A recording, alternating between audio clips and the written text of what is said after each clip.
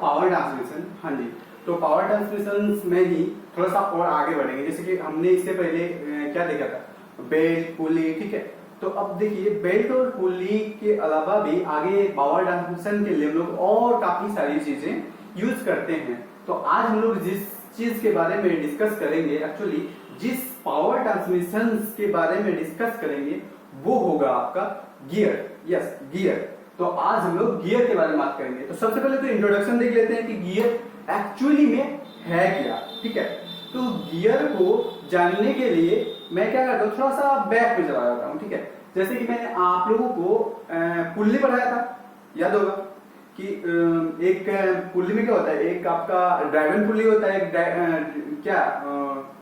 Driver driven, मतलब कि एक क्या होता है, मेन सब जहां से पावर मिलता है वहां से एक पुल्ली ज्वाइंट रहता है और दूसरा जो है उसके द्वारा एक बेल्ट या चेन के हेल्प से वो रोटेट करता है। याद होगा आप लोगों को। देखिए गियर क्या है, आप अगर इमेजिन ऐसे तो सुने होंगे गियर वगैरह के बारे में, लेकिन अगर आप इसका कंस्ट्रक्शन या इमेजिनेशन के बारे में, वर्किंग के बारे में जानना चाह रहे हो तो थोड़ा सा इसको हम इजी करने के लिए एक काम करते हैं, पुल्ली रखते हैं, ठीक है। सोचो कि पुल्ली आपका दो पुल्ली है। अब थोड़ा सा इमेजिनेशन और बढ़ाइए कि अगर हम एक काम करते हैं कि बेल्ट और चेन के हेल्प के बिना ही हम ओनली अगर दोनों पुल्ली को थोड़ा सामने सामने ले आए, यहाँ पे एक साथ, यहाँ पे एक साथ सामने सामने है और पुल्ली का साइज कुछ ऐसे है, मतलब कि दोनों पुल्ली एक दूसरे के साथ मैच कर रहा है, ठीक है, मैच कर रहा है, तब भी पावर ट्रांसमिट हो सकता है। लेकिन देखिए यहाँ पे प्रॉब्लम क्या हो जाता है, दोनों का जो रिम होता है वो तो एक समतल पिस्ट होता है ना, जिसके कारण क्या होता है, स्लीप कर जाता है, पावर एक से दूसरे में ट्रांसफर नहीं हो पाता है। तो उसी में थोड़ा सा मॉडिफाई किया गया। मॉडिफाई क्या किया गया कि उसमें कुछ टीथ काटे गए, ठीक है, इसमें भी दोनों टीथ एक दूसरे, दोनों जो आपके पास दोनों पुल्ली थे, दोनों में टीथ काटे गए, दोनों टीथ एक दूसरे के साथ मैच हो गया, ठीक है, ऐसे एक दूसरे के साथ अरेंज हो के ऐसे रोटेट करने लगा। अब जब रोटेट कर रहा तब तो एक दूसरे, मतलब कि जो आपका ड्राइवर पुल्ली है वो आपको घुमाएगा ड्राइवर पुल्ली को। तो इस तरीके से आप गियर को समझ सकते हो, ठीक है। गियर एक्चुअली वो पावर ट्रांसमिशन सिस्टम है जिसमें आपको जो कुछ चीजें हैं जिसको आप लोगों को समझना जरूरी है। जैसे कि मैंने यहाँ पे लिखा है, देखिए गियर का पर्पस क्या है, गियर हमें क्यों लेना पड़ा। देखिए कभी कभी क्या होता है ना कि ये बेनिफिट्स भी समझ सकते हो, या तो आपके पास अगर कुछ ऐसा सिचुएशन ही है तो हम गियर यूज करते हैं। सबसे पहले तो देखते हैं कि डिस्टेंस शुड बी शॉर्ट। देखिए आपका जो बोल रहा है ना कि distance should be short, means क्या बोल रहे हैं कि ड्राइवर और ड्राइवन दो गियर, मतलब कि दो अगर शाफ्ट है, एक ड्राइवर शाफ्ट एक ड्राइवन शाफ्ट, ठीक है, जहां से पावर मिल रहा है, जिसको भेजना है, हमारा चैप्टर का नेम पावर ट्रांसमिशन, तो पावर को भेजना है। अब देखिए दोनों शाफ्ट अगर बहुत ज्यादा सामने हो जाए तो फिर हम गियर का यूज करेंगे, क्योंकि वहां पे आप बेल्ट नहीं यूज कर सकते हो। देखिए ये फर्स्ट वाली तो आपके पास जो टॉपिक है कि डिस्टेंस शुड बी शॉर्ट, किनके बीच, ड्राइवर और ड्राइवर के बीच। उस कंडीशन में हमको गियर यूज करना पड़ेगा, क्योंकि गियर हमें पावर ट्रांसमिशन के लिए हमें एक इफेक्टिव इफिशियंसी भी बड़ा अच्छा देगा, साथ साथ में क्या उसका हमें क्या बेनिफिट्स भी होगा, क्योंकि हमें बेल्ट लगाने की जरूरत नहीं पड़ेगी आपकी। और भी आगे देखते हैं उसके बेनिफिट्स काफी सारे हैं। दूसरा क्या बोल रहा है कि स्पीड शुड बी स्लो। ये सुन के हमें थोड़ा सा नेगेटिविटी हो रही है ना कि हम जहां पे हाई स्पीड वाला, जहां पे स्पीड हाई रहेगी हमारी गियर की, वहां पे हम यूज नहीं कर सकते। जी हाँ, थोड़ी सी तो नेगेटिविटी है, लेकिन आपको सुन के बहुत ही अच्छा लगेगा कि नेक्स्ट वाला जो मैं बात बोलने जा रहा हूं, टॉर्क शुड बी हाई। अगर आपका पावर बहुत ज्यादा, मतलब हेवी वाला पावर ट्रांसमिट करना हो, हेवी वाला, तो फिर आप बेल्ट नहीं यूज कर सकते हो। सामने और हेवी पावर हो तो आप बेल्ट नहीं यूज कर सकते हो, वहां पे आप गियर भी यूज कर सकते हो। एक तरीके से फोर्स, स्पीड कम हुआ तो क्या हुआ, आपका जो फोर्स जनरेट होगा ना वो बहुत ज्यादा फोर्स, एक मतलब कि आपको टर्निंग इफेक्ट ऑफ फोर्स, जिसको हम लोग टॉर्क बोलते हैं ना, तो वो जो होगी वो बहुत ज्यादा हाई पावर ट्रांसफर कर सकती है। इसीलिए गियर बहुत अच्छा है। और नेक्स्ट जो सबसे हेवी मात्रा में आपको बेनिफिट्स दे सकता है, जैसे कि मैंने आपको बताया कि आपका चेन हो, गियर हो, हर जगह पे ये वाली प्रॉब्लम आती ही है स्लिप की, ठीक है। लेकिन गियर में स्लिप बहुत ज्यादा मात्रा में नेग्लेक्ट कर दिए जाते हैं। यहाँ पे आपको जो है नेगेटिविटी माना जाता था पावर ट्रांसमिशन का सबसे ज्यादा, मतलब कि आप जितना पावर दे रहे हो उसका कुछ परसेंट में घट जाता था, फिर आपका दूसरे पे जाता था, क्योंकि वहां पे क्या होता था स्लीप पे जाती थी। तो यहाँ पे स्लीप को नेग्लेक्ट कर दी, ऑलमोस्ट नेग्लेक्ट, मतलब कुछ परसेंट में होगा ही, लेकिन ऑलमोस्ट नेग्लेक्ट कर दिया जाता है गियर में, ठीक है। तो समझ सकते हो आप कितना ज्यादा इसमें बेनिफिट्स होता है। ये तो आपके होंगे पर्पस, ठीक है। और मैंने आप लोगों को थोड़ा गियर के बारे में समझाने की कोशिश किया। आई थॉट कि आप लोगों को समझ में आया होगा। चलिए अब हम क्या करते हैं कि गियर का कंस्ट्रक्शन के बारे में थोड़ा सा जानते हैं, गियर किस तरीके से बन रहा है, ठीक है। यहाँ पे देखिए मैंने बना रखा है गियर टर्मिनोलॉजी, ये जनरली स्पर गियर का है, ठीक है। स्पर गियर के बारे में अभी आप लोगों को पता नहीं है, मैं अभी जब क्लासिफिकेशन के बारे में बताऊंगा तो मैं आप लोगों को इसके बारे में भी बहुत डिटेल्स में बताऊंगा। आप रिलैक्स से ये सिर्फ अभी देखिए गियर टर्मिनोलॉजी है क्या। देखिए गियर टर्मिनोलॉजी वो चीज है, अगर हम गियर बना रहे हैं, ठीक है, ऑलमोस्ट गियर ऐसा ही रहता है ना, लेकिन इसके बीच क्या क्या चीज है, छोटी छोटी टर्म क्या क्या है, उसके बारे में हम लोग गियर टर्मिनोलॉजी में जानेंगे, ठीक है। लेकिन ये देखिए गियर टर्मिनोलॉजी का एक डायग्राम आपको नजर आ रहा है, ठीक है। आइए यहाँ पे हम इसके जो छोटे छोटे टर्म है उसको समझने की कोशिश करते हैं। सबसे पहले हम समझने की कोशिश करते हैं इजी वे में कि यहाँ पे हमारे पास सर्कल, आपको डॉटेड लाइंस में 3 सर्कल नजर आ रहे हैं आपकी, एक ये रहे, दूसरा ये रहा और तीसरा ये वाली। ये 3 सर्कल्स के हेल्प से गियर का कंस्ट्रक्शन किया जाता है, उसको बनाया जाता है। देखिए ये वाली जो है ये एक इमेजिनरी सर्कल है, ये एक्चुअली में एक सर्कल नहीं है, इसको इमेजिन किया जाता है यहाँ पे, ठीक है। ये जो 2 सर्कल आपको नजर आ रहा है, एक सबसे नीचे वाली है, एक सबसे ऊपर वाली।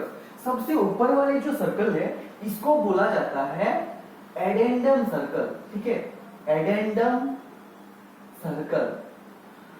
एक्चुअली इसको आउटर सर्कल भी बोल सकते हैं हम, लेकिन यहां पे क्या है, अगर आप एक साइंटिफिक या तो टेक्निकल वर्ड्स यूज करना चाह रहे हो तो आप इसको एडेंडम सर्कल बोलोगे, ऐसे आप नॉर्मली समझने के लिए इसको आउटर सर्कल बोलते हैं, ठीक है। अब चले आते हैं हम लोग नीचे वाले, ये आपका हो गया नीचे वाला, ठीक है। नीचे वाला आपका है डिडेंडम सर्कल, ठीक है, डिडेंडम सर्कल। देखिए ये आपका एडेंडम सर्कल ऊपर वाला, नीचे वाला आपका डिडेंडम सर्कल, ठीक है। अब एडेंडम सर्कल को जैसे हम लोग आउटर सर्कल बोलते हैं, ठीक है, क्योंकि वो आउटर साइड, मतलब गियर के जो सबसे ऊपर वाले पार्ट्स हैं, सबसे ऊपर देखिए यही है गियर, देखिए गियर के ये टीथ में नहीं बनाया, तो गियर के सबसे ऊपर यही है, हाईएस्ट लाइन एक सर्कल बन रही है, यही बन रही है, तो इसलिए हम उसको आउटर दिए। देखिए अब नीचे ये वाली जो है ये बन रही है, इसको हम लोग डिडेंडम बोल रहे हैं, तो उसको लोकल लैंग्वेज में हम लोग कुछ बोलना चाहिए तो वो बोलते हैं रूट सर्कल, ठीक है। एक्चुअली ये रूट सर्कल क्या है, क्योंकि ये उसका बेस है जिसके बेस पे आप गियर का बनाना स्टार्ट करते हैं, ठीक है। तो ये आपका रूट सर्कल हो गया। अब कुछ टर्म इसके अंदर देखते हैं, जैसे कि मैंने आपको बताया कि एक इमेजिनरी सर्कल होती है बीच वाला, इसको हम लोग बोलते हैं पिच सर्कल। देखिए पिच सर्कल हम इमेजिनरी होता है, नहीं होता है, लेकिन ये बहुत इंपॉर्टेंट है गियर के लिए। एक्चुअली देखिए अगर आपके पास 2 गियर है, 2 गियर होना बहुत ज्यादा जरूरी है, क्योंकि पावर को अगर ट्रांसमिट करना है आप एक गियर में कभी कर नहीं सकते हो, एक गियर का दूसरे गियर के साथ मैच होना बहुत ज्यादा जरूरी है, क्योंकि उसी के हेल्प से आप पावर को एक जगह से दूसरी जगह ट्रांसफर कर सकते हो। वहां पे क्या होता है, जो 2 गियर मैच करती है इस तरीके से, जैसे कि यहाँ पे अगर और एक गियर है, ठीक है, थोड़ा थोड़ा ऐसे ऐसे मैच करेगी, इस तरीके से गियर मैच करता है ना, फिर मूव करता है, तो ये जो पॉइंट है यहाँ पे एक कांटेक्ट है, यहाँ पे एक कांटेक्ट है, यहाँ पे, तो ये जब पूरी तरह से रोटेट करती है तो इस तरीके से बीचों बीच एक सर्कल बनती है पॉइंट में, मतलब कि टीथों के बीचों बीच। तो वही वाला अगर इधर से भी हम एक टीथ लगाएं, चलिए दिखाता हूं आपको, जैसे कि यहाँ पे और एक गियर है, ठीक है, तो यहाँ पे अगर एक टीथ लगे तो कुछ इस तरीके से एक टीथ जाएगी, ठीक है। इस तरीके से टिप जाएगी, मतलब कि देखिए यहाँ पे इसका डिस्टेंस जो है ना ऑलमोस्ट टच कर जाता है, इस तरीके से टच कर जाता है गियर, ठीक है। तो ये यहाँ पे भी टच करेगा ये वाला गियर, यहाँ पे भी, तो उस तरीके से जो टचेस वाला पोर्शन है उसको मिला के एक सर्कल बना जाता है, जिसको हम लोग क्या बोलते हैं, पिच सर्कल। आइए पिच सर्कल से लेके इसको मैं इरेज कर देता हूं, ठीक है, क्योंकि काफी सारा चीजें इसमें आज बनाना है। देखिए अब ये जो पिच सर्कल है, पिच सर्कल को लेके हम और कुछ टर्म्स के बारे में देखते हैं। तो पहले तो ये सारा मैं इरेज कर लेता हूँ। हाँ जी, तो चलिए देखते हैं कौन कौन से और टर्म्स है। देखिए इसमें आप लोगों को ये वाली जो सर्कुलर पिच है नजर आ रहा है, ठीक है, ये सर्कुलर पिच से एक हम लोग टर्म निकालते हैं। ये आपका इस सर्कल को मैंने क्या नाम दिया था, डिडेंडम सर्कल, याद होगा तो आप लोगों को, ये वाला डिडेंडम सर्कल था, ऊपर वाला एडेंडम सर्कल था। अगर हमें एक मतलब कि एक दो टर्म होता है एडेंडम और डिडेंडम, यहाँ पे सर्कल इंक्लूड नहीं, ओनली है एडेंडम और डिडेंडम, ये दोनों दो डिस्टेंस है। कौन सी डिस्टेंस, देखिए ध्यान से देखिएगा, पिच सर्कल से डिडेंडम तक का जो डिस्टेंस है इसको हम लोग ओनली डिडेंडम बोलते हैं। जैसे कि मैंने आप लोगों को बताया था कि पिच सर्कल बहुत इंपॉर्टेंट है। अभी पिच सर्कल का यूजेस आप लोग देख रहे हो कि पिच सर्कल से डिडेंडम सर्कल तक का जो डिस्टेंस है उसको हम लोग डिडेंडम बोलते हैं, और पिच सर्कल से एडेंडम तक का जो डिस्टेंस है, ये वाले डिस्टेंस, इसको हम लोग एडेंडम बोलते हैं, ठीक है। ध्यान रखिएगा, यही आपका एडेंडम है। दो टर्म्स अभी आपके क्लियर हो गए, और कुछ टर्म्स देखते हैं। देखिए ये हमारे टीथ के, आपका जो गियर है उसका टीथ है, एक टीथ, दो टीथ, तीन टीथ मैंने आपके दिखाया हूं। तो देखिए टीथ का, अगर बोले जाए टीथ का आपका मोटाई क्या है, मतलब विड्थ क्या है टीथ का, तो यहां से यहां तक की जो डिस्टेंस है यही इसकी विड्थ होगी। ये तो एकदम इजी है।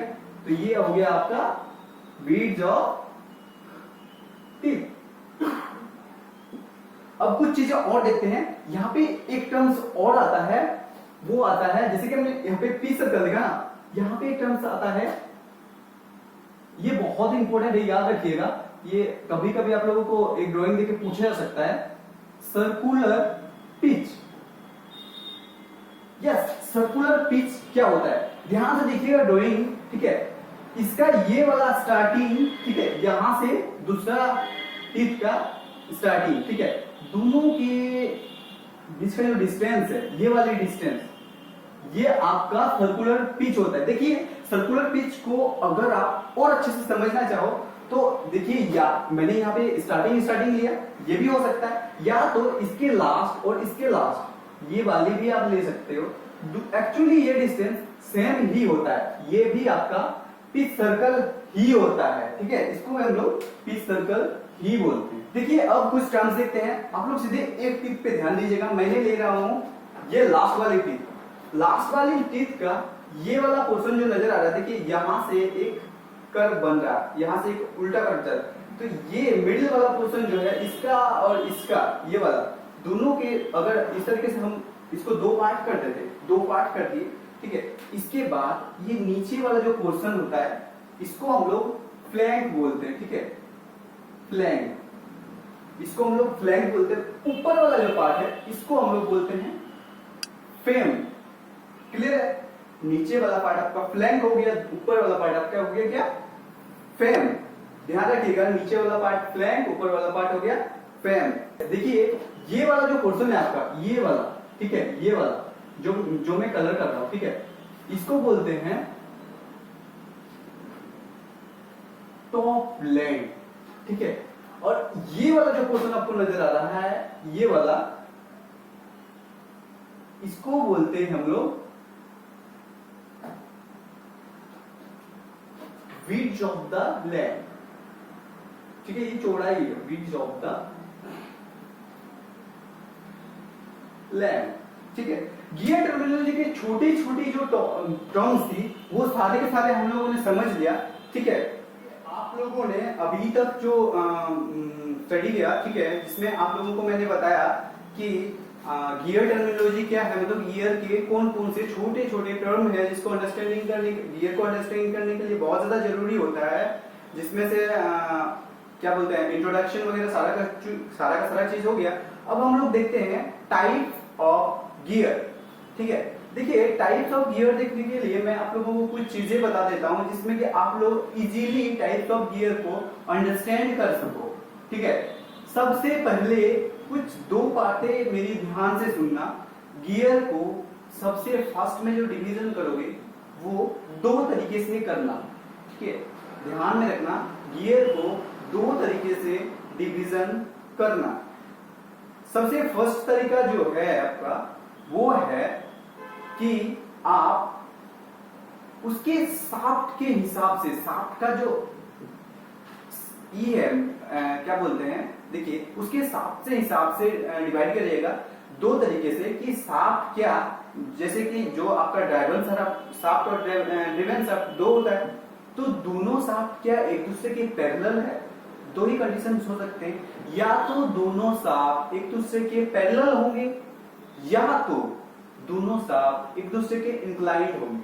ठीक है, पहले इनको दो पार्ट में मैंने डिवाइड कर लिए। ठीक है, अब नेक्स्ट देखते हैं कि हमारे पास वो जो अब मैंने बोला कि पैरेलल में कौन कौन से पार्ट आते हैं। अगर हमारे पास दो शाफ्ट, दो गियर के शाफ्ट एक दूसरे के पैरेलल में है, एक दूसरे के पैरेलल में है, तो फिर इस टाइप के जो गियर होते हैं वो हमारे पास है फर्स्ट में स्पर गियर। ठीक है, स्पर गियर। फिर दूसरा में आता है आपके पास हेलिकल गियर। ठीक है, स्पर गियर, हेलिकल गियर। फिर आता है हेरिंगबोन गियर। हेरिंगबोन गियर, ध्यान रखिएगा, स्पर गियर एक नंबर में जो कि पैरेलल, शाफ्ट पैरेलल वाले, एक नंबर में आपका स्पर गियर, हेलिकल गियर दूसरा नंबर में, तीसरा नंबर में हेरिंगबोन गियर। तीनों गियर आपका आ गया पैरेलल में। ठीक है, जहां पे शाफ्ट आपके पैरेलल में होंगे। अब दूसरे पे चले जाते हैं, जिस टाइम शाफ्ट एक दूसरे के इंक्लाइंड में होते हैं उस टाइम कौन कौन से है, देखिए यहाँ पे इसको छोड़ के हमारे पास क्या क्या बचता है, विवेल गियर। विवेल गियर में जो दोनों शाफ्ट एक दूसरे के इंक्लाइंड में होते हैं, एक्चुअली इसमें तो पूरा वर्टिकल होते हैं 90 डिग्री में। फिर आता है आपके पास मीटर गियर। इस तरीके के बहुत सारे गियर है, जैसे कि worm and worm wheel gear. फिर आता है आपका रैक एंड पिनियन गियर। इसके बारे में तो बहुत ज्यादा आप लोगों ने सुना होगा, रैक एंड पिनियन गियर के बारे में। तो चलिए अब क्या है, मैंने डिवीजन तो आप लोगों को ऑलमोस्ट बता दिया। अब थोड़ी इनके बारे में डिटेल्स में जानते हैं गियर के बारे में। ठीक है, सबसे पहले हम स्टार्ट करते हैं, जो शाफ्ट है वो एक दूसरे के पैरेलल में है। तो ध्यान रखिएगा, इसमें जस्ट छोटी कुछ टर्म्स अगर आपको पता चल गया तो आप लोगों के लिए इनफ है।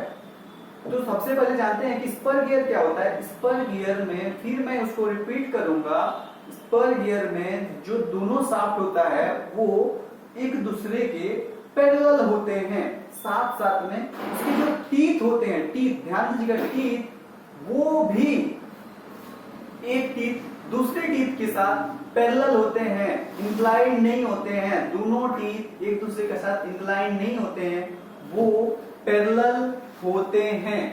ये दो बातें आप लोग जरूर ध्यान में रखिएगा। साथ साथ में जो दूसरे गियर होते हैं वो भी एक दूसरे के पैरेलल ही होते हैं। लेकिन जब हम इसी का हेलिकल में आते हैं, जैसे मैंने बोला कि जो पैरेलल शाफ्ट वाले गियर है उसमें आपका हेलिकल गियर आता है, लेकिन हेलिकल में पैरेलल नहीं होते हैं। जो गियर होते हैं वो पैरेलल है, उसके हिसाब से ही आपको लग रहा है कि थोड़ा सा ना इसमें क्या होता है कि डबल एक थोड़ा सा मतलब कि टेपर टाइप होता है। ठीक है, मतलब कि एक एंगल में बनी होती है, कुछ एंगल्स होते हैं जिसमें सारे के सारे बने होते हैं सारे गियर, मतलब कि गियर की साइड जो है हल्की सी एक साइड ढला हुआ होता है, जिसको हम लोग बोल सकते हैं। और फिर हम लोग क्या बोलते हैं, herringbone gear. Actually herringbone gear दो हेलिकल गियर को ऐड करके ही ऑलमोस्ट बनाए जाते हैं। ये थोड़े से टफ टाइप के गियर दिखने में लगते हैं, जैसे कि आप लोगों को मैं सारे के सारे गियर साथ साथ में ड्राइंग में दिखाते जा रहा हूँ। ठीक है, अब नेक्स्ट आते हैं हम लोग आपके पैरेलल वाले गियर में ऑलमोस्ट इतने ही आप लोगों को पढ़ने हैं।